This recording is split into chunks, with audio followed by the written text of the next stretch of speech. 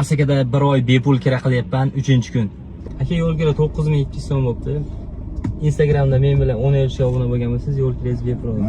Mana menga obuna bo'lgan ekan, hozir 10 ishda ham ko'ramiz. Mana 10 ishga ham obuna bo'lgan ekan. Aka yo'l kirangiz bepul bo'ldi, sizga to'layapsiz. Rahmat aka. Men bilan 10 ishga obuna bo'lgan bo'lsangiz, bekaniga yuborib beraman.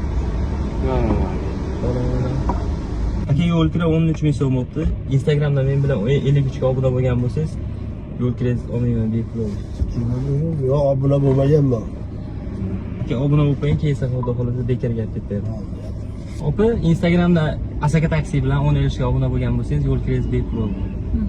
Obuna bo'lganman albatta. Bitta ko'rib qo'ysam bo'ladimi? Mana obuna bo'lgan ekan. Hozir 10 ishda ham ko'ramiz. Mana 10 ishga ham obuna bo'lgan ekan, yo'l kirangiz bepul bo'ldi.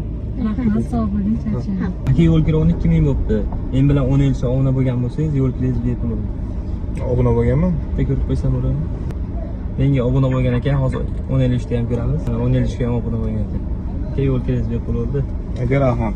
Hozircha 27 ta zakaz olibman. Hamma chiqqan mijozlardan so'rayapman, men bilan 10 ishga obuna bo'lganlarni mutlaqo bepulga olib borib qo'yapman. Sizlar ham obuna bo'lib qo'yinglar. Xudo xolasa to'g'ri kelib qolsa, mutlaqo bepulga olib borib qo'yaman.